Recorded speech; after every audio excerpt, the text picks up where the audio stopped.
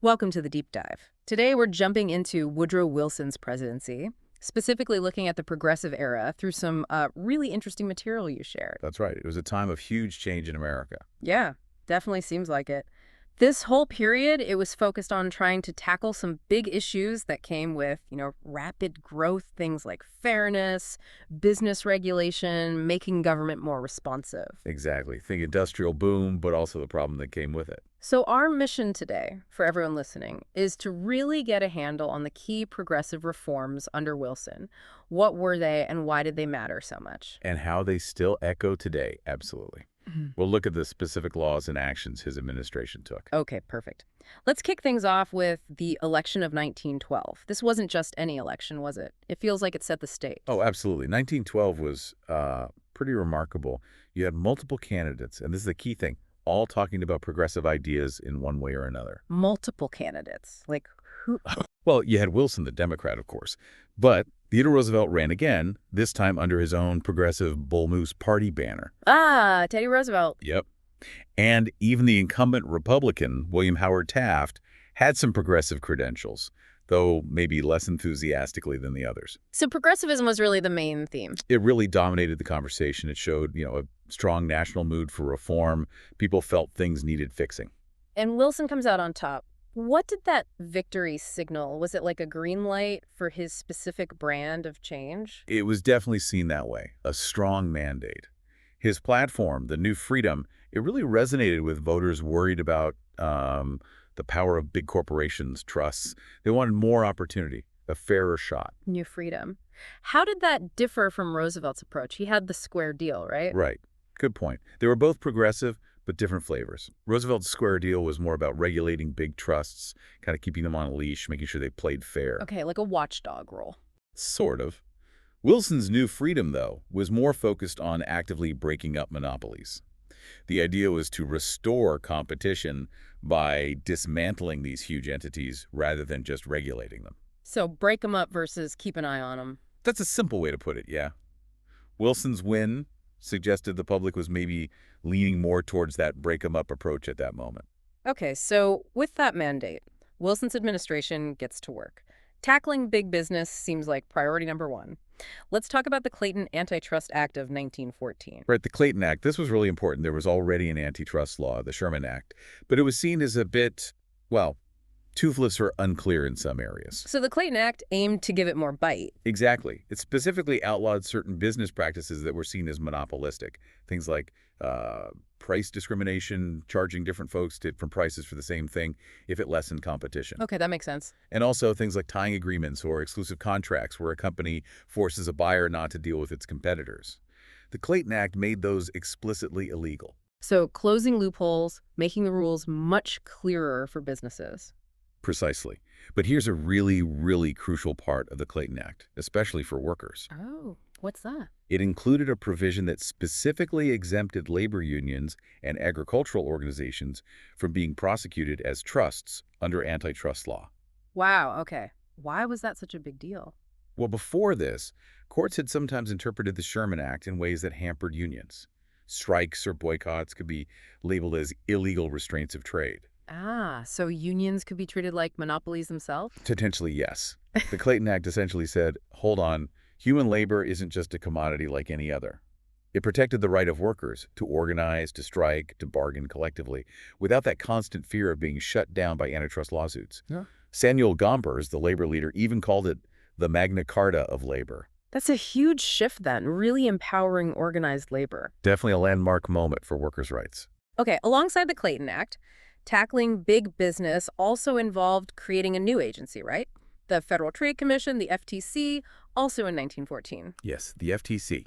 Think of it as the government setting up a permanent watchdog for business practices. A watchdog. How so? What was its job? Its main role was to investigate unfair business methods and anti-competitive practices. It was designed to be proactive, to identify and stop unfair tactics before they cause too much damage. So not just reacting after a monopoly formed, but trying to keep the marketplace fair from the start. That was the idea. It had the power to conduct investigations and, crucially, to issue cease and desist orders. Cease and desist, meaning? Meaning telling a company, stop doing that unfair thing you're doing. It gave the government a tool to police business conduct on an ongoing basis, aiming to protect consumers and ensure fair competition. Got it. So Clayton Act sets clearer rules, FTC enforces them. A pretty good summary, yeah. A two-pronged approach to corporate power. All right, moving beyond just business regulation, Wilson also tackled tariffs and taxes. This brings us to the Underwood Act of 1913 and the 16th Amendment. Let's start with Underwood. What did that do?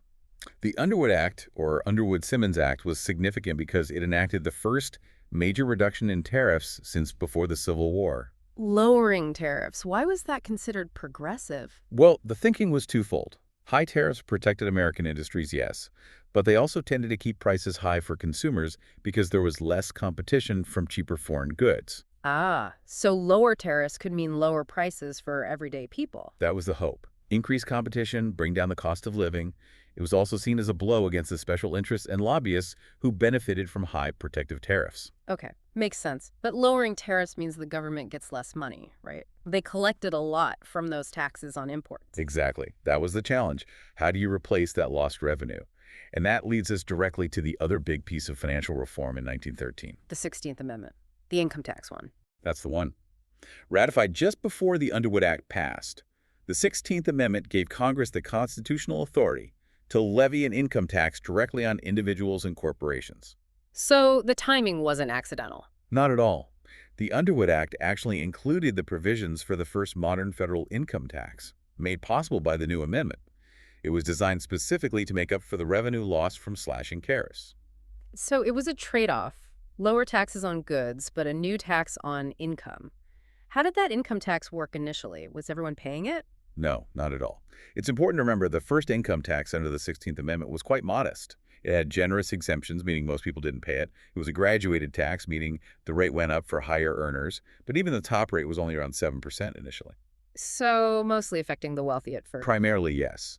It shifted the tax burden somewhat, moving away from consumption taxes, tariffs that hit everyone, towards a tax based on ability to pay.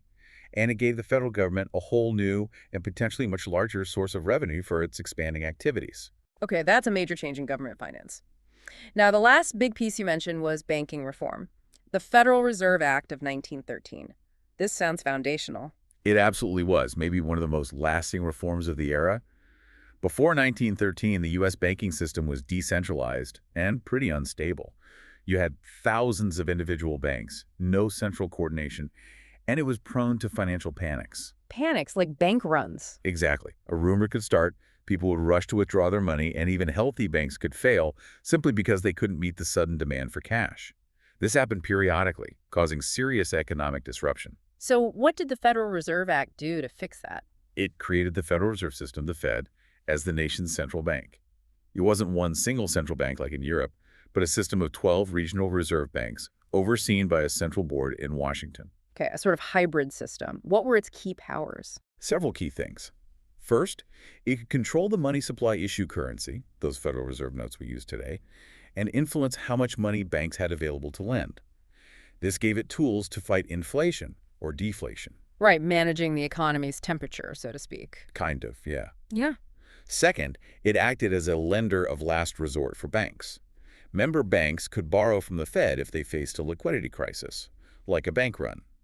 This provided a safety net to prevent those widespread panics. An emergency fund for the banks themselves. Essentially, yes.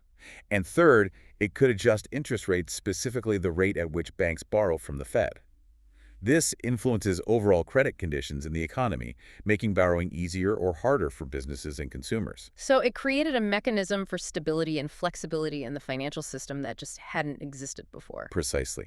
It aimed to provide a more elastic currency and more effective bank supervision, reducing the risk of financial collapse and giving the government more influence over the economy's direction. Wow, okay. So if we pull it all together then, during Wilson's first term especially, there was this burst of progressive activity. A really significant period of reform. Yes. We saw the Clayton Act strengthening antitrust rules and, crucially, protecting labor unions. We got the FTC as a business watchdog. Right, tackling monopolies and unfair practices. Then the Underwood Act lowered tariffs. aiming for lower consumer prices, coupled with the 16th Amendment bringing in the federal income tax to replace that revenue and shift the tax burden. Changing how the government funded itself. And finally, the Federal Reserve Act completely restructured the banking system to promote stability and prevent financial crises. Creating a modern central banking framework. It really seems like Wilson's New Freedom agenda translated into concrete laws aimed at creating, well, a fairer and more regulated economic landscape for ordinary Americans, wouldn't you say? I think that was certainly the goal articulated by its proponents, checking corporate power, empowering labor to some extent, stabilizing finance, and adjusting the tax system. It represented a significant expansion of the federal government's role in the economy. It's fascinating looking back over a century later. These reforms from the early 1900s, they really laid so much groundwork for how the government interacts with the economy today, didn't they? Undeniably. Yeah. The debates we have now about business regulation, about taxation fairness, about the role of the Federal Reserve in managing the economy, so many of those discussions have their roots in the changes made during this progressive era. Makes you think, doesn't it? How do those specific reforms who live, the FTC's power, the structure of the income tax, the Fed's influence, how do they continue to shape our economic lives and debates right now? Definitely something to ponder. It certainly is. The legacy is quite profound. Well, thanks for walking us through that. A really insightful deep dive today.